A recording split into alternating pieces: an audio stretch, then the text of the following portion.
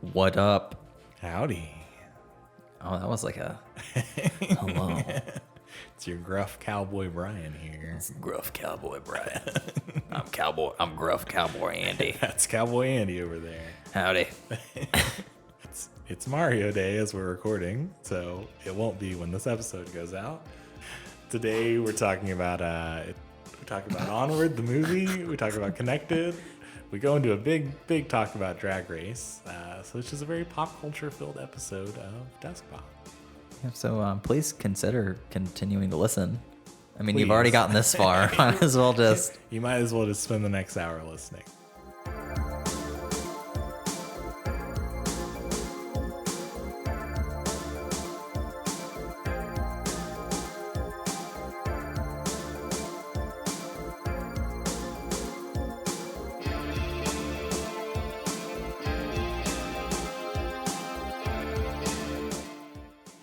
Welcome to Desk Pop.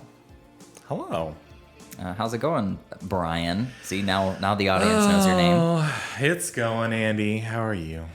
I'm doing good. I woke up at 10 a.m. We were recording, I think it's like 12-ish. It's 12:30. So this is I'm usually awake when we record, but today I'm a bit more awake. A little more awake. That's good. That's good. I'm wide awake. The world is engulfed in a global pandemic right now, so I've never been able to sleep since that. I lie awake every night. See, I eagerly waiting. go to sleep like a child on Christmas, excited to, it's See tonight what the the night next I get to day. die. Is tonight it? How are you doing, Andy? I'm doing good. I'm prepared for today. Yeah, so this is a surprise. you're gonna see me looking down a lot because I was prepared for you to ask me that question. I'm doing really well. Yeah. I filed my taxes for the first time. That's good. I used the How free was- TurboTax thing. Did you have a good time? Was that a good experience? It took me like less than an hour. It was really boring, but I got a nice return from it, so it was nice. And Hashtag not sponsored. honestly, TurboTax is I've never filed my taxes using anything else. Yeah. So I'm like, dude, I'll tattoo that on my chest. Brand loyalty. TurboTax. I bought the deluxe version. I like the free version so much that I got the deluxe version. That's good. So I'm very happy with that. I will soon be losing my return on something that I don't need Okay. or really want. I just really need to spend It's gotta go. Yeah. The money's dirty. You gotta get out of here. It needs to be Get spent. out of my wallet. Get out of my house. Yeah. Next is I won the trivia. Yeah. Our friend group has Discord trivia. And Hosted by the lovely Christos. Yes, and I've closed out my redemption arc from the last time we played the trivia, good. and we lost due to technicality. The same argument was had again about a pronunciation of something, Ugh. but we did it. We changed the rule. You overcame We adversity. We went through. It was me. I partnered with Bryce. The categories were. We read a bunch of Trump tweets, and we had to distinguish which ones were fake and which ones were real. Yeah. They were all real, so we all didn't do very well on that one. Next one was pictures of countries. Yeah. We didn't do very well on that one. Harry Potter, I carried the team on that one. Bryce knew nothing. Next one was music knowledge. He's a music YouTuber. He knew all of it. I was of no help, so we balanced each other out. And the last one was common theme, and it was the Star Wars sand quote, Brooklyn Bridge, Jewish holidays, and a gay couple who lives on a street named after a seed. Okay. Sesame Street, Bert and Ernie. I'm not sure if they're canon gay, but the creator of them said they were gay, and I was like, well, how many other streets are named after seeds if not Sesame Street? So it has to be Bert and Ernie.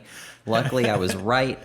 And the common theme was Bernie Sanders. Gotcha. So Well, that's good. That was a nice, Yeah. and we got that one right. So we won it felt good.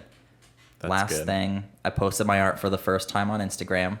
Never done it before. Oh, yeah. I like the photo. I got a notification on our Desk Pop account in the morning, and I woke up and clicked it, and it sent me to your, because I Oh, followed okay. you I on was like, that did I account. accidentally post it on the... No. Okay. So I liked it on that, and then later I was like, the same day, and I was on my regular Instagram, and I was looking through, and I was like, I thought I liked that photo, and I liked it again, and then I had realized what happened, and I was like, whatever. But yeah, I've always been pretty anxious about posting things that I've worked on the... I mean, videos are a little different because it's Sure, like a link. You have to go extra to see it. But the art is just like there along with everybody else's art. But I felt pretty good about it, so I'm wanting to do it again, and I want to start making more of an effort to put art stuff I make out there more. Yeah. And that was a nice first step. So That's good. yeah, those are the big three things. All good things this time around. The big three. Yeah. How have you been? I've been good. There's a lot of news in the gay community. Drag Race, the second part of the premiere aired. There's a big kerfuffle, which is kind of... I'll talk about it later with you and get your live reaction because you don't know this news. Wow, that's a big assumption. Wow. No, I know you don't know. What else? AJ and the Queen, that RuPaul show I told you about, is officially not renewed for another season. What is it? Could you explain that to me again? AJ and the Queen. What was that? It was RuPaul's scripted show. I told you about it a while ago on an episode, and you were like, "Oh, could I watch that without watching Drag Race?" And then we compared it to Harry Potter, and basically now it's just one season. You can go watch that, and then never have to. Well, I actually increased my odds of watching it now because I don't have to be invested as much, so that's good for me.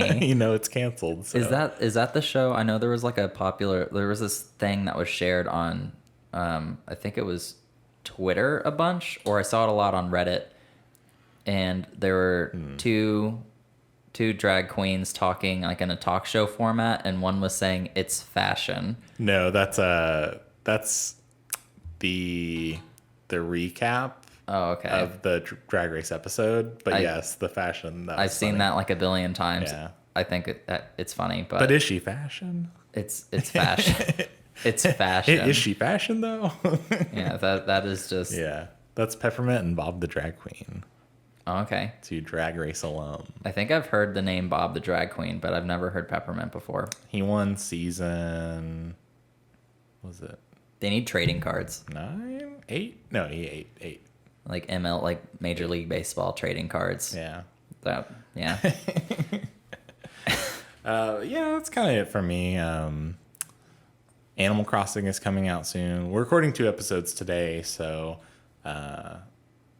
unfortunately I guess Animal Crossing won't be out by next episode anyway, but Yeah, when does it come out? It comes out at the end of the month, right? The 20th, I think. March 20th. Okay. So it'll be out after next episode comes out. So we'll probably have a hands-on first impression the week after Animal Crossing comes out. Yes. So not probably this have a episode, review. not next episode, but the 3rd episode from today. And then as far as a review goes, we're probably not this episode, not at next episode, not the episode after that, but then that one will probably be a full review. Yeah, I mean, I have a feeling I'll have played a lot of it to talk about it, but yeah, to give a full review, I think we'll wait a little bit. Yeah, it definitely takes me a lot longer. Like, I can't, unless it's Kingdom Hearts, it's really hard for me to binge a game. And then Fire Emblem. I don't know what it was about that, but I needed to finish it. Yeah. There was like this intensity about it that, yeah. I don't know, but like Animal Crossing, you can't really finish. So I don't like. Well, it also plays in real time too, so you're kind of restricted on how much you really can do. Unless you change the clock. I don't think you can. I think you can only change the clock like once. I don't know. I change it all the time in Pokemon. This is Animal Crossing. Animal Crossing 2. Oh, Animal Crossing 2? We're already talking about 2? Animal Crossing 2. Dude, Animal Crossing 2. The next one. Yeah, so today's a special... I mean, I think I say this at the beginning of almost every episode of Deskpop. It's Marwano. But it's a special episode of Deskpop today. Not only are we recording on a Tuesday, which is Yeah, different. that's different. We're recording in a different room, which is different. Yes. We're So filming it for the first time, which is different. we'll try and get the echo out, but we'll see what happens. And it's Mario Day. It's March Mario 10th. Day, yes. When this episode airs, it will be Mari Day. Mary Day. It'll be Mar 10. Mar 10. No, tomorrow would be Mar 11. Oh, when it airs, yeah, it'll be Mar 11. Mari. Mar 11. Where were you? Hey on God, Mar it's me, 11? Mary.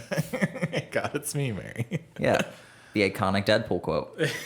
And in honor of Mario Day, Yeah. Lego announced a collaboration, first collaboration with Nintendo ever, on some Mario thing. Have you seen the teaser?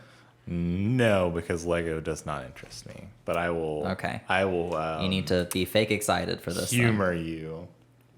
You're gonna see my live reaction right here, folks, Yeah, and I gotta pull this up. and hear it if you're not watching.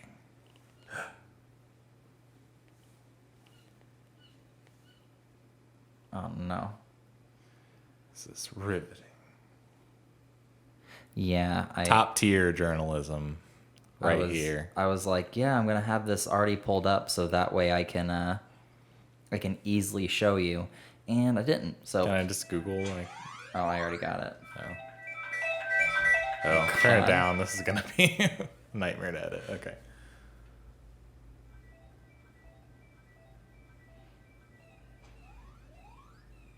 And that's it. So does it? Okay. So is it gonna have a screen? People don't know. People are If saying that's just the people are debating if that's just like part of the teaser or if that's an Yeah. actual product. I hope it's because not. I don't know why they would show like a screen in something because that's not like. I don't know. I don't feel like that would add anything to like a teaser. You know what I mean? It's People are just- suspecting that it might be like some sort of amiibo okay. thing that has a screen or a pop figure type of product. Interesting. I really hope it's just a legit set collaboration.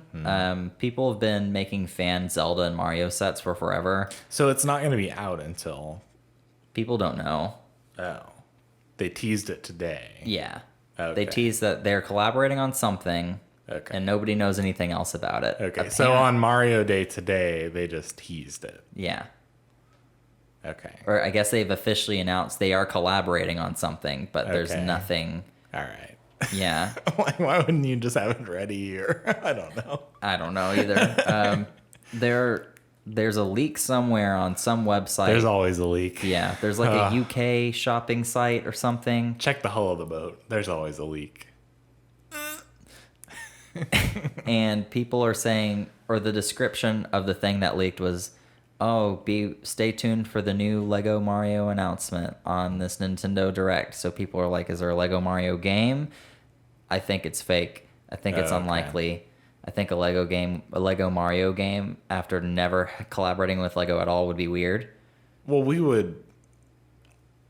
Actually, the more I think about that, I don't think it would be weird. I feel like since they've never done anything together, I feel like there would have to be some sort of. I don't know. I mean, I could see, like, you've played the Lego games before, right? Like some of them, like Star Wars. Yeah. I don't know. I feel like I've had a good time when I've played them, and I feel like there's a way, because they're always very, like, linear story-wise. It's just, like, Yeah. you're going down a pathway. You're collecting things. Like, I feel like it could work. Oh, I think it could work too. I just Yeah. think making a game before any. I mean, they've done it before, but I feel like Yeah. Nintendo is. Like, you mean before any physical Yeah. property stuff. I feel like you would need to do that first. I don't know if people are Maybe mentally it's- ready for maybe that. it's both. Maybe it's an amiibo and then this game. I don't know. That'd be neat. I want Mario Lego sets. That's the dream. Yeah. But in honor of Mario stuff, what is your favorite Mario game? I know it's a hard question. So my favorite Mario game is probably Mario and Luigi Bowser's Inside Story. Okay. Just because I'm not a super like Mario purist where I'm like, oh, like one of the older games, and like I do enjoy like the newer Mario parties. I think those are a lot of fun. But I don't know. That's one that I remember playing on like my I think my DS and just having a good time, and it was different in terms of like a Mario game, and I found that refreshing. Did you get the remake on 3DS? No, I played the normal one or whatever, the first one. But I knew I was aware of something else that came out, but I don't know. It just was like it must have been like the perfect moment. I had a good experience, and I don't know. What about you? What's your favorite Mario game? I'd probably pick Paper Mario. Yes. On the 64. Unsurprised. Yeah, that's... Oh, I might actually change mine to Odyssey. I'll let you finish. I was going to go to Odyssey. I forgot about Odyssey. Dana, Odyssey was really fun. I use Dana as an excuse to play old games, and I always phrase it as like, oh, you haven't played this? You have to try it. And then I force her to play it. Yeah. And then I become overbearing and annoying. Like, I kind of hovered over her watching her play it. Yeah. And then eventually she's like, oh, I'll have to check out the rest later. And I'm like, oh, okay, well, I mean, while it's set up, I guess I'll play it a little bit. And so the last game we played was Odyssey. And I knew it was a good game, but I'd forgotten how good it was. I recently purchased the art book, so I was reading the art book and looking at all the art stuff. And that game is so good. It's so intuitive. It does such a good job at starting, and then you're playing the game. There's no intro thing, and when you're learning all the controls, it doesn't stop you and give you a bubble telling you what to do. Right. It tells you as you're doing it, and that just happens with every new power-up. You just figure it out. It's so good. I just think in Odyssey 2, the reason it might trump Inside Story, one, it's beautiful and there's great music to it. But also the final fight, the final chase scene type thing was so memorable and so great to me in terms of video game stuff. That moment impacted me a lot. And it's always nice to have this culmination point where it's like you're playing this game, you're learning all these new things, and then you get to this point where it's almost cinematic in a way. I'm you're everything you've done's been leading to this moment. Right. It's very cool. And the music really amplifies it too. Oh, just that whole song. Is that the Jump Up Superstar song they play during that point, or is it? It's Jump Up Superstar is the bass line song, but the last one I forgot what the name of it is. It's good. The last one is really good. But the singer who sings Jump Up is singing this one too. It's good. I listen to it in the car a lot, and I'm upset they never released it on Spotify. You can buy it on Apple Music, but I also love Bowser though too, and he's a big part of that final thing. So I think I enjoyed that. But yeah, overall I think Odyssey was just so well rounded, and so I would enjoy playing it. I think it'd be easy for someone else to jump into and play it. This also marked the first time Nintendo really kind of opened up the gates with, oh, Mario always wears the same hat and overalls, and everyone always looks the same. They when they change, it's just this dramatic. Yeah. Mario didn't just change one thing. It's just he's in caveman outfits and skeleton outfits and all the different things. You see Mario's nipples for the first time, which was a huge deal. So beautiful. But I really like Bowser's comb over. Little things like that was really cool, seeing Mario characters reinterpreted in different ways. And that has continued since with the Mario sports games. They're all wearing different outfits, which has never happened before. Yeah. So I hope that continues. Yeah. That's another reason I really like Odyssey. Yeah.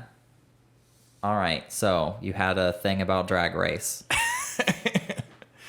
So there's some news. Yeah. Our Desktop Gay ambassador to the community. It is I. Our delegate has returned from. Super delegate. Thank you. Drag Race premiered season 12. First episode came out a week ago, a little over a week ago now. Second episode came out Friday. And those are both the premiere. They broke the premiere up into two episodes, so you get to focus more on the people. Instead of seeing 13 people in one episode, you see 7 in the first and 6 in the second. So it's a little more personal. You see them. This year, they didn't eliminate anyone in either of the first episodes. It was all just to get to know you. Yeah, thing. and they didn't like reveal that until the end. And so obviously after the first episode, you know that the second episode they're not going to do that too. The 'cause Lego that would show be- did the same thing where it was Yeah. like get to know you. They do a challenge, but nobody was taken off. I like that because in most reality TV shows, the first person to go home, I mean, you don't really know anything about You're not them. attached, so you Yeah. don't feel anything when they're let go. Right, and it's kind of like, well, all right, well, that's a bummer, I guess, but, you know, show keeps going. But Yeah. in this way, it does allow you to develop a little bit more of a connection, and when they get sent home, it's a little more, like, impactful on the audience. Well, before the second episode of the premiere, there was a statement put out by the company that does, put out by RuPaul's Drag Race. Yeah. And basically it outlined, it was unusual, but they said, you know, this queen, her name is Sherry Pie, is disqualified from the competition. Yeah. Sherry she's- Pie. Yeah. Nice. You won't like her in a second. Oh. she's not very good. Oh, no. But anyway, so I found out this news. I had to kind of look for it myself. Like in that very, very first, you know. Did they refer in the statement to Sherry Pie by the drag name? I believe so. Yeah, because I mean that's her contestant name. Oh, okay. And that's pretty par for the course in terms of drag queens. They refer to them by their stage name and in term because that's who Okay. who you well, would know I just them like as. for like this, like as far as like a Yeah, serious statement yeah. goes, like It's not- seriously saying like, yeah, so Sherry Pie. Yeah, I mean, I think no one felt that. Like, I could see it going that way, but no one had felt that way. Just because that's who she is. That's Yeah. her name. But it came out. BuzzFeed actually did an article. So BuzzFeed is the like breaking news outlet that did okay. this story about her not only catfishing people. So that's like one step that's like, okay, that's gross and not very cool and like bad of you to do, to catfish multiple people. But not only catfishing people, and this is not even just before the show, but this is after they finished taping the show, this continued. So that's kind of like makes it a little bit bigger of a deal in my eyes, because I'm like, you know, you're going to be now on TV and you continue this behavior. Yeah. Not only catfishing people, she set up this fake person that would request audition tapes for people and basically would be like not promising them roles and performances. Like, I'm not totally familiar with the space. It wasn't like Broadway, but it was some New York City outlet that does, you know, theater. And basically these actors would be sending tapes to audition for these roles. And she would devise these weird scripts for them to read that were like her fetishes, and like basically these people would, like, under the guise of auditioning for a performance, record themselves, and I think it's all men, but would record themselves, and they would do like they would act out her weird fetishes, her weird kinks and stuff, send the tape, and then never hear anything from this production woman or whatever. They'd be ghosted basically by this person once, you know. Oh. So not only is it like Sherry catfishing Pie, bad. no. Yeah. Not only is it catfishing bad, but it's on like kind of another level of, Yeah, it's kind of it's kind of criminal in the sense of like, did it stop recording? how much time has passed. We're resetting it up. Yeah. All right, it is recording again now. Clapping again. Okay. But yeah, I mean, it's very scummy, obviously. I think they're kind of figuring out now what the legal ramifications are of that, because it's... How are they going to edit? Are they going to try to edit her out of the show? How does that going to work? So the Are statement there going to be basically censor bars said overhead? the statement basically said that they are going to continue to air the show. They didn't say whether or not they're going to try and edit her out, but they said that she will not be going to the reunion that they tape after the show finishes airing. That's where they announce the winner. She won't be there. Oh, okay. She will be Well, that's disqualified. She won't be able to win, which sounds like, and I haven't. I've been trying to avoid spoilers as much as possible for the fantasy league that I'm in, but it sounds like she makes it very far in the competition, and that's why they're having to put out this statement. If she was like the first queen to go, they would put out the statement and the show would, you know what I mean? She's gone and the show would continue. But it sounds like she's a prominent person in the entire show. And so they're like, out of respect for everyone that's already put their time in, we're going to continue airing this as normal. I would imagine, I'd hedge my bets that they are going to try and edit her out as much as possible. Man, that fucking sucks from a PR standpoint. Yep. Like, that almost ruins the show because, people aren't going to want to watch the show because they're not going to want to watch. People are going to still person. watch. It's awkward, and I think I'd feel weird. Like, what? Like, I know the show's not about them specifically, but just, seeing everyone, like, they're probably gonna not hate each other. They're all gonna probably be really chummy with each other, and that's gonna look weird now. And I think they didn't know. So no, they didn't know. It's still weird. It's very weird. I think as well. Like, so I'm doing a fantasy league for Drag Race right now. Yeah. And are you gonna let the person who picked Sherry Pie repick? Well, that's the thing. So it's not like you do that. You have to pick every week. So, okay. We kind of had this conversation, and I was on the fence about it at first. And I think after listening to some other podcasts and some other stuff, I think I've decided like, I'm going to just ask everyone not to pick her.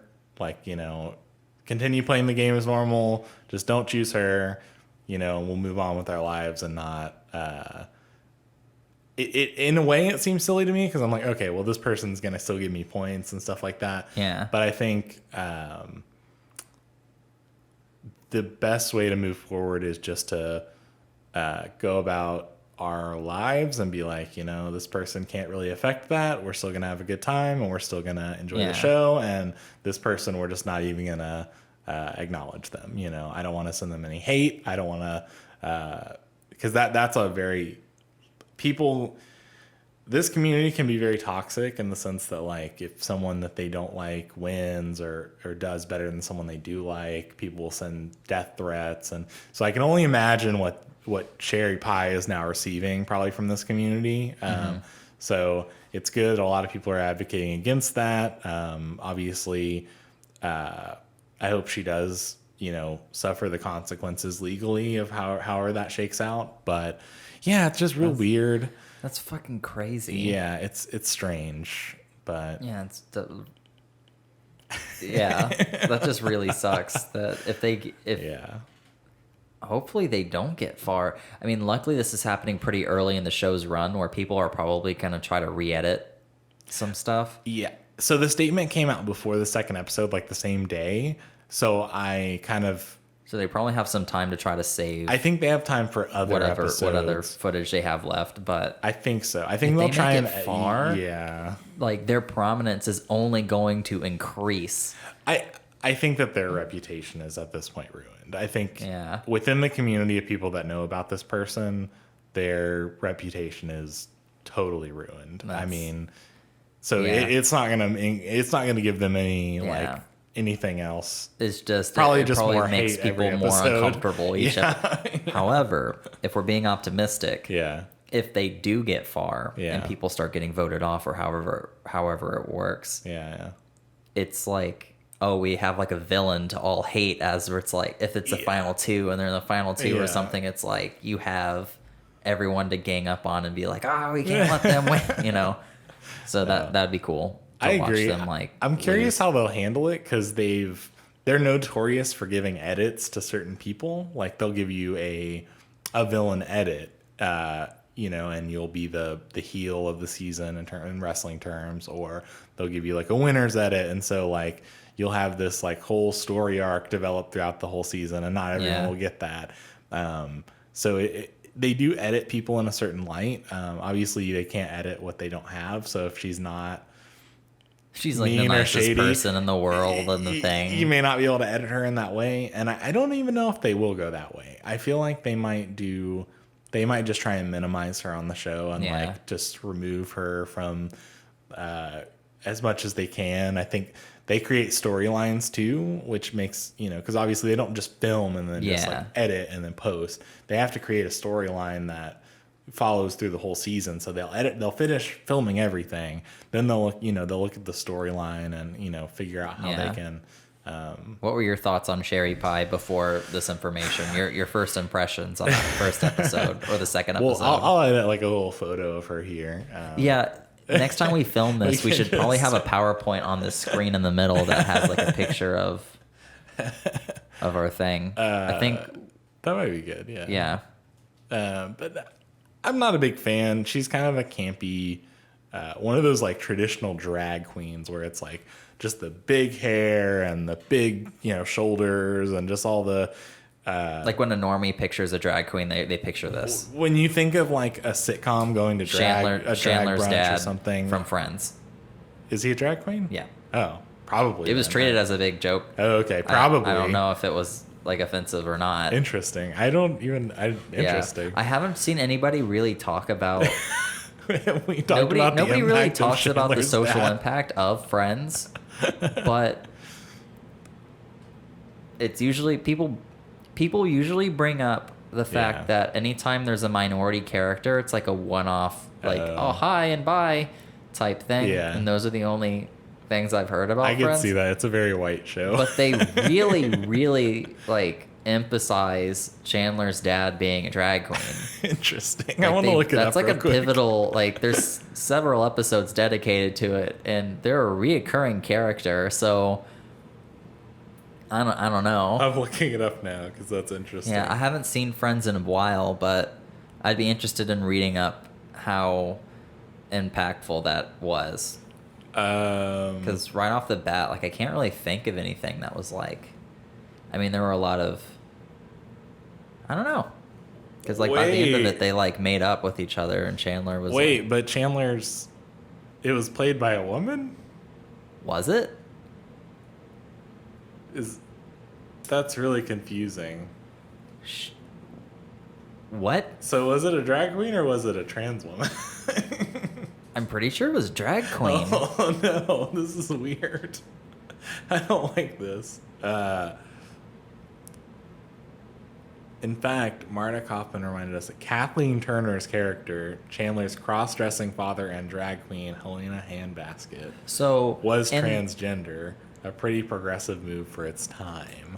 Wait, so is it in the lore that his dad was transgender, or is it the lore that his dad was a drag queen but not trans? I would venture a guess, because you can be trans and a drag queen. I would venture a guess that they thought that you don't cast someone who's biologically a woman, like who identifies as a woman, and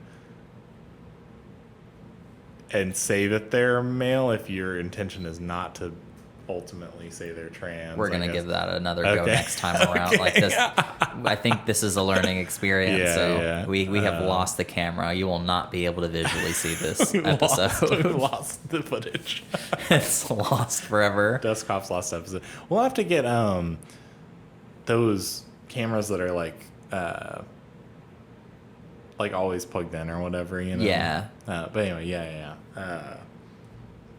I don't know. Well, that's something for another episode. I don't know how problematic that is. We'll have to. Okay. That's interesting. One more question on it while I'm thinking about it. So, as far as if someone is a trans woman, they can be a drag queen. Well, I mean, I guess like if we're really playing, like anybody could be a drag queen. Yeah, you're right. That's correct. Anyone could. You could be a drag queen even if you're just a woman, So how a does man? how or- does so is the drag queen term more of a type of fashion and It's- show that goes into it? It's more of that and like the hyper femininity and like the over the top. Like, is it more of a genre than like a? I don't know, like, because I always interpreted drag as just cross dressing. I would say I've never really thought about it in this way cross-dressing. before. So cross-dressing and drag can actually be different things. So, like if I just like threw on a dress, that's cross-dressing. If I'm not like fully going into the drag realm, however, if I'm doing the full, and that varies to certain degrees of like certain drag queens styles, but I would view drag as like ketchup. So you can put ketchup on anything. Drag is you're ketchup. you're probably most used to putting ketchup on fries, like eating fries with ketchup, and that's probably what like you would think when you think of ketchup or whatever. Yeah. But you could put ketchup on whatever you want, and it's still ketchup. You know what I mean? Yeah. And so that's why I would maybe equate that drag is. It's this hyper version of like a gender stereotype kind of. Okay. But then it's also can be flipped on its head, and like there's certain things you can do with it. Is it like a you know it when you see it type thing? Yeah, I'd say so. Yeah. I've learned something today. I've never thought about it in that way before. Yeah. I feel not what's like one step below mind blown. It's like I feel this way the same way I feel when I first saw the arrow on the FedEx truck logo. Okay. You're like, Of just wow. like, oh, why did I not see that before? I guess that makes sense. Yeah. Yeah, so I think it's just like now I know. you haven't put a lot of like you haven't obviously put like time into Yeah, I never really learning about this subject. Yeah. But Well, thanks Yeah. thanks Chandler's dad from Friends. we'll see about that. That may be. Yeah, we'll I don't see. know about that one. I don't know that the sidetrack led to me learning a new thing. So But yeah, it's interesting. It's interesting. that was a weird sidetrack, but Yeah. I guess we'll go ahead and move onward Onward. to our to the next thing, which will be after a very short break. Okay. Yeah. So we're not moving onward at all. I was like, okay, cool.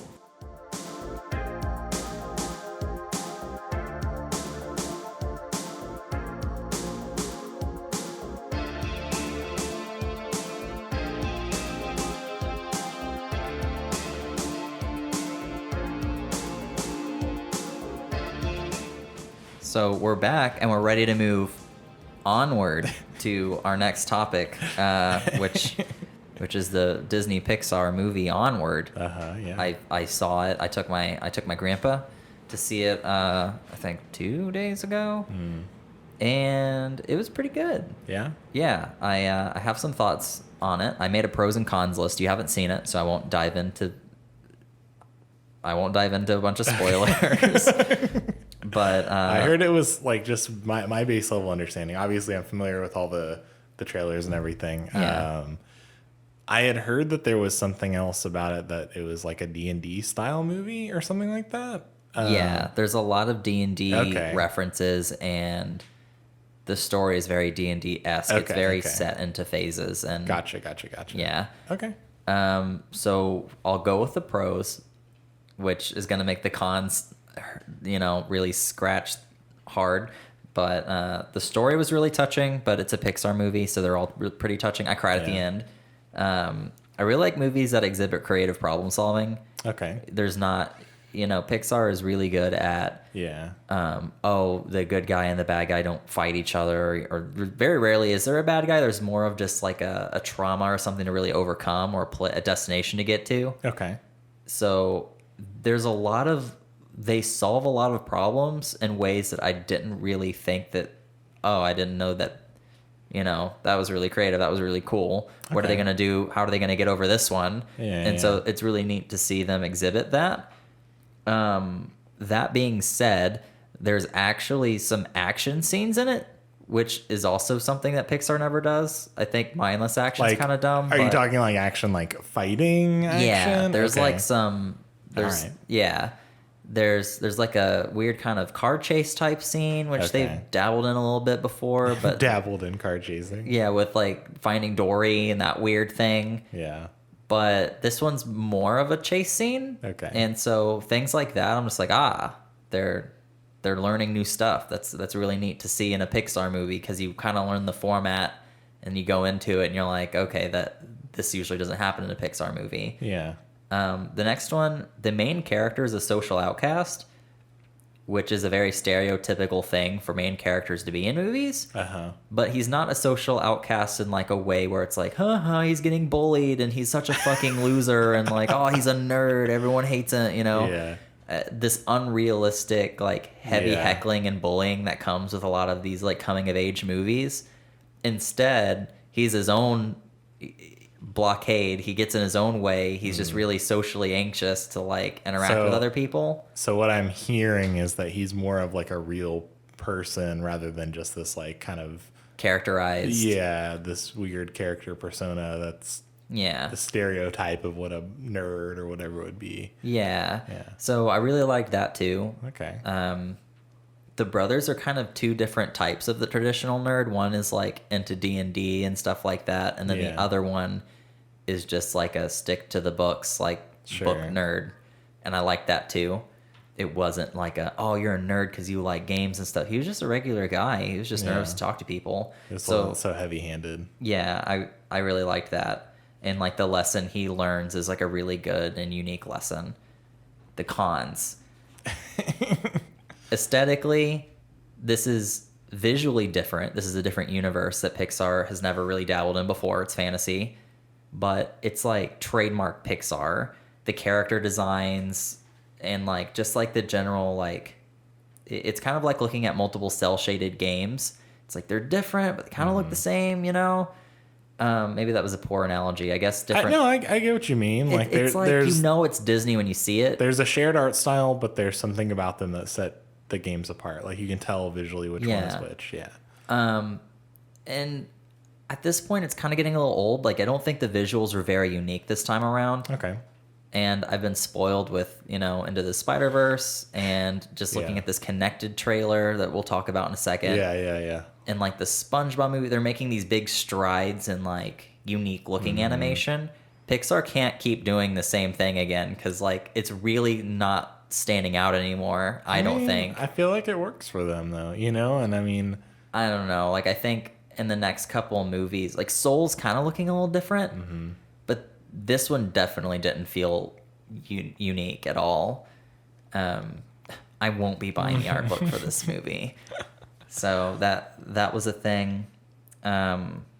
Just from the trailers, it's kind of them trying to like be with their father and kind of connect with him, but they really set him up throughout the entire movie, so you have like really high expectations for they promise you like this, like, dude, this ending is going to be mind-blowing and crazy, and so by the time you get to the end, it felt like it was building up, and so it's like nothing could have pleased me at the end. I kind of like, and this is me not seeing, this is my just like hunch. I just kind of always thought like you never would fully meet the dad, and then it would be kind of one of those situations that's like, oh, mom, we love you, and we're sorry we did this whole thing, and like you're kind of our dad too, like you fill both those roles, and like we appreciate that, and like that's what I thought it would build up to. I haven't seen it. Yeah, I can't really jump into that. I wrote some thoughts down on it. Sure, yeah. But it's just now clicking that kind of goes into some spoiler territory, Okay. so I can't really. You can't divulge this info to me. Yeah. However, I can say that I had the exact same thought going in to see this movie, and I can't tell you if I was right or wrong. Okay. The next one is the LGBTQ rep in the movie. The Cyclops. The side character that can be easily edited out for markets such as China. Yeah. However, the movie in its entirety was banned somewhere. I forgot where. Like they didn't refuse to just edit it out. They were like, nope, not at all. I think it was like in the Middle East or something. Sure, yeah. But yeah, it was like a 2-second thing. She in passing said, "Yeah, my girlfriend," blah blah blah blah blah, and then that was it.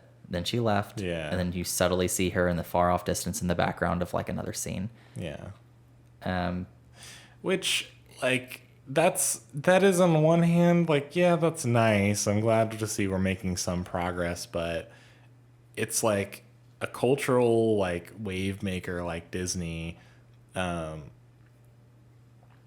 They could be the ones, essentially they might be the only ones who could decide, like, no, I mean, gay people are real people. Like, they're going to be in media, like, you know, and whether or not a country chooses to ban that or not is on them. But, you know, we're not going to just edit those out. And that would be nice. That would be the refreshing, like, stand, not just like, oh, we added this character in for American markets to see and then, you know, kind of whatever. Yeah, it's really annoying to, like, they have the most influence and things like that. Right. And, you know, protests or whatever can only do so much, but when you really hit them in like animation, lots of people are seeing it anyways. It's like something that is directly confronts pre-existing notions or whatever. I don't know. Every time I see things like that, it's just like I don't know. It's like this weird thing because I mean, it's like I guess like maybe that character is just gay, but then. It's like there's never really been very many gay people in these movies before. No. And the ones that are there, it's like the couple in Dory or the like. It's not like just a real human person that's like, hey, I'm gay and I'm also like kind of a big part of this story and and me being gay does not like that's another thing that bothers me a little bit. I'm glad that they are like it's bittersweet. On one hand, I'm like, great, I'm glad they said that and like that's a representation and that's cool. But at the same time, I kind of want representation in a way that like doesn't just need to explicitly be like, I'm gay. That's my line. All right, cool. Like all right. I mean, I think the biggest like Elsa from Frozen was like the closest to like, man, if that were true, that would have been like a pretty full-fledged arc. Yeah, that would have been pretty revolutionary. And for Frozen 2, they really teased and hinted at it. They really pushed it there, and they were like, oh, let's throw some symbolism. They did not deliver on gay Elsa, and they did not deliver on Anna fire powers for me, and I'm upset about both. Yeah, I'm still... I'll never forgive them. I'll 50% agree with you. I'm still in the camp of like, not man, the fire powers. Anna did not need fire powers. I don't think the world was ready for it, and not because it should be. Yeah, no, that's definitely... But yeah, it's weird. It's bittersweet. It's like cool they're doing it, and I'm sure given the culture of probably most people that I know that work in animation, like that I see and stuff like that, they probably are like the ones that are like, oh, that would be cool if they're, you know what I mean? If we could do these characters. There's probably like in battles that we're not seeing being fought. Yeah, and so like this uphill. Is the outcome of it, but I don't know. Maybe in another 30 years we'll see a gay character that's like actually substantial and not just like J.K. Rowling like fake allyship, like, oh yeah, they're gay. What was her name? In Harry Potter, there's like one Chinese student, and it was the potential love interest, and her name was like Cho Chang. Is that her name? Yeah. Okay. Yeah, and it's just oh wow. Yeah. That's. Oh, did you hear about the? There was like this. I just real quick, I don't want to derail your train of thought, but J.K. Rowling is also the one that's like, oh, I never said Hermione's white. And I'm like, okay, bitch. Literally described her. If you never said she was black, then you can't pretend that. Like, I hate that. Anyway, continue. J.K. Rowling just. You can't claim these fake, like, you're not progressive J.K. Rowling. Especially she's like all like weird anti-trans and stuff too. Yeah, that whole thing is weird. Yeah. God, she just. Yeah, she's one of the living examples of like you die a hero or live long enough to become a villain. Like if she would have just stopped and moved on to something else, none of this would have happened. Or there now needs to be a team of people who it can't just be her anymore. Well, because you have like God, I'll let you finish and then I'll jump in. She wrote a new piece of lore about the Japanese school for Harry Potter, and the Japanese word she didn't consult anybody who spoke Japanese for the name of the school. Because why would you? Who needs the Japanese about their own culture? It's like broken grammar, and it's like magic school in Japanese. And there was this really long Twitter rant by someone like, this is how it should have been pronounced and like what it should sound like, but hers is like broken grammar magic school.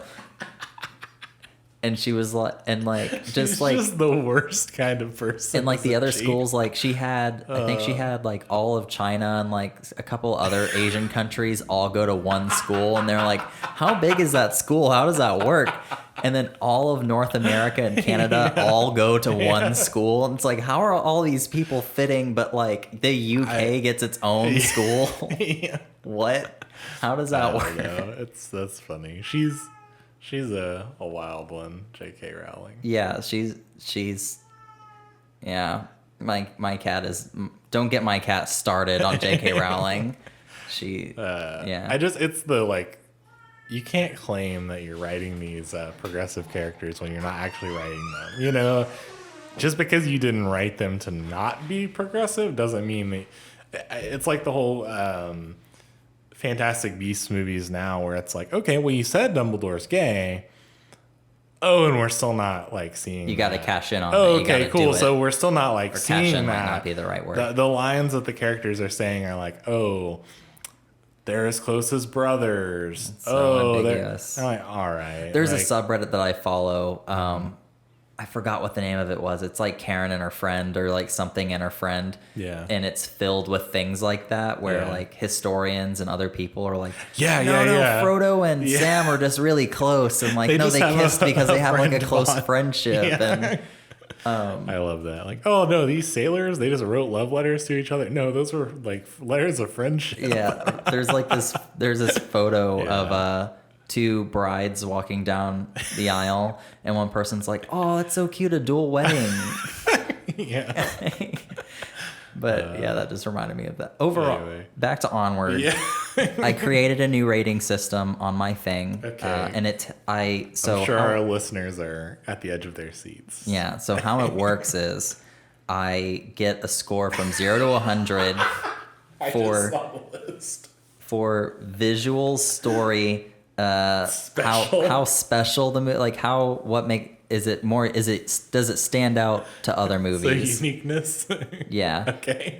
Well, this is like the list that I see behind closed doors, you know. I'm not gonna write like an in-depth, you know. Okay. Yeah. Let's see your score, jerk. I don't believe in giving scores, you know. The next one is how fun was it to watch a movie? Okay. Because sometimes a movie could be not unique and have a shitty story, but it was like, oh, I liked it. And then rewatchability. How likely is it on a scale of 0 to 100 that I will want to watch it again? Okay. I average all these things out, and I got a 78 out of 100. So that is like really close to a B. So close to a B. Yeah, so 78. So. Okay. So you would recommend people go see this movie? I'd recommend it. It's, I think it's probably the second.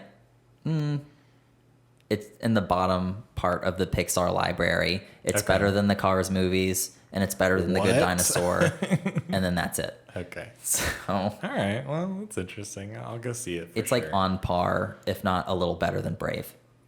Okay, that's good. Yeah. I liked Brave. Yeah, I think Brave had like better looking visuals, I think. Okay. But yeah, so that's my score on Onward. I recommend it, but I think I've yet to hit a movie that I didn't recommend. Okay. On this podcast that we've talked about. Sure. So. Yeah. So we just saw the Connected trailer. We did. And it kind of connects to what we were talking about as far as like the rep goes, and I guess we'll talk about that in a second. But what are your thoughts on it? Because you just watched the trailer for the first time. I did, and I'm very impressed. I think I worry because I think trailers in this day and age have a tendency to divulge too much information. Yeah. To tell you too much about the story, and I feel like I understand why they showed certain story beats in the trailer to prepare you for the movie, but I also feel like I could have lived without some of them, and I think they gave me enough. I was already sold, and they kept showing me things, and I was like, oh, well, now I know a little too much about what's going to happen. I almost wish I knew that they go on the road trip and like maybe a little bit more, but not like showed me stuff that's happening while they're on it. But yeah, I like it. I love Gravity Falls, and it definitely has that like kind of Gravity Falls aesthetic. The characters are very similar to that. But yeah, I don't know. I'm excited. Yeah, they don't have like and this is kind of what I was saying about Pixar. The characters still look aesthetically pleasing, but they don't look, you're just your average good-looking person. They all have like their weird quirks, and I like that. It's kind of like Paranorman a little bit, where it's like the characters are like slightly weird, but like that's kind of how normal people like. They don't just look like models all the time, you know. And I like that. I love and I hate the eyes. I like them. Yeah. The eyes are like that's a Gravity Falls like eyes. The eyes are like since they're 3D, the eyeballs themselves look like they're just white voids. Yeah. There's no shading on the eye, and then the pupils like I don't know how I feel about it, but like my eyes are drawn. Like I want to look at each when the character's talking to me, I need to look them in the eye. Look them in the eyes. Yeah. The 2D art overlay, like when the main character, I think Katie, when she's emoting, when she wakes up from her bed, there's like all those little things. I think that's a neat effect, yeah. And like it shows the exterior of the house, and it shows her like this 2D animated her freaking out. I love that. That's so cool. It's a more simple route, but I think it's very effective, and like it does stand out from stuff we've seen. And there's different textures for the markers too. There's another scene where it almost looked like it was being drawn with a dry erase marker, like really quickly over the dad. Sure, yeah. Whereas like the Katie had, it almost looked like crayons or like ink pens, but you could kind of see like the fade of the dry erase marker with the dad. And so I'm curious if each one emotes differently. Maybe. But I really like that. The jokes hit for me. The Dang It Katie compilation of her tricking him into kissing the dog was like, it's like a YouTube video, or more like it reminds me of a TikTok. Yeah. The toilet saying sayonara and launching the guy. The timing on that was really funny. Sure. And I thought the clashing of genres was really good. Yeah. Like the family road trip, and you're like, like that's tried and true. Like but then the robot apocalypse is happening. I think you're walking a fine line when you're critiquing, people are always on their smartphones. So I was like, I'm cringing. And then they get to the robots, and then they kind of start moving away from that. Yeah.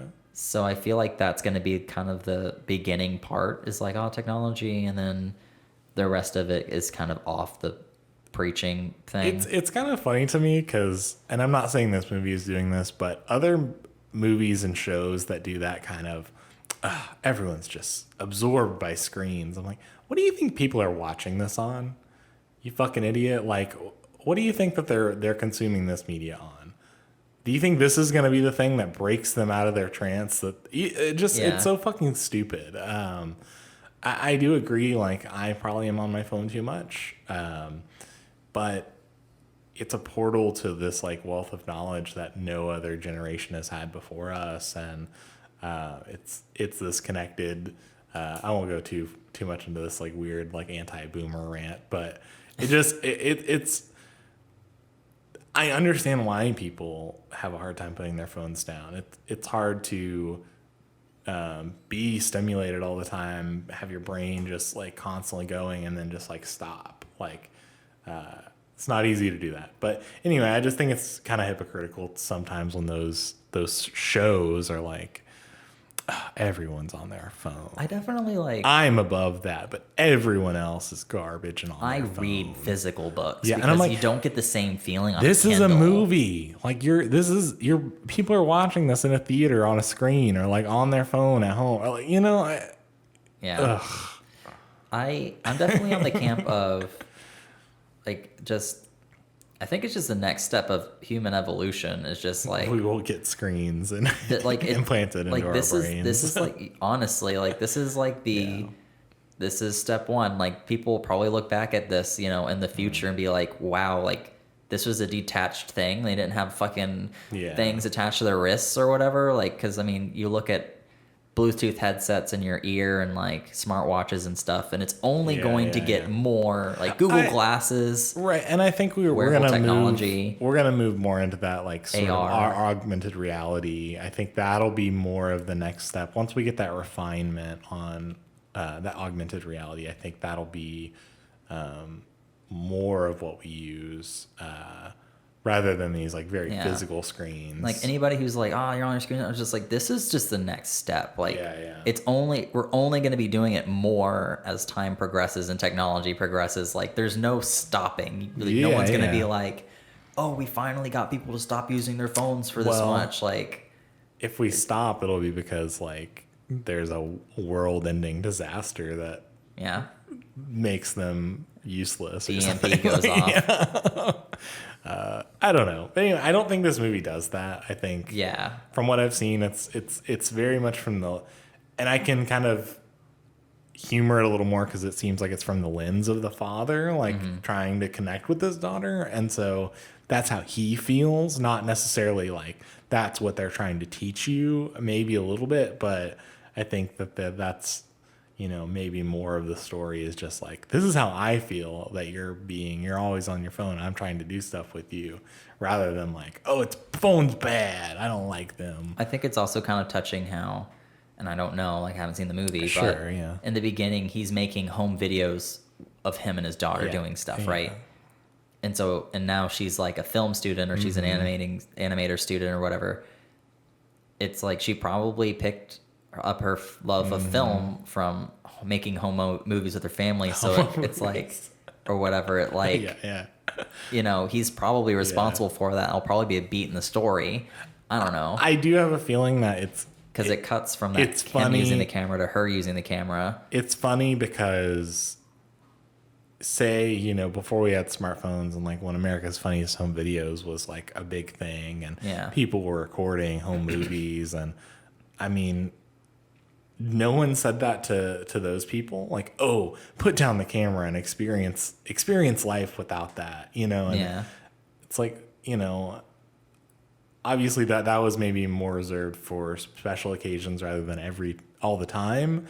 But I mean, those are the people who now are saying to, people on their phones, like in the movie trailer, like, do you have to experience everything from your phone? I'm like, well, I mean, it's just documenting. I mean, it's the whole people statement, just like to do that. The way she says in the movie is like, "This is how I'm experiencing it," which is just like everyone sees things differently. Like, why not let someone? I don't know.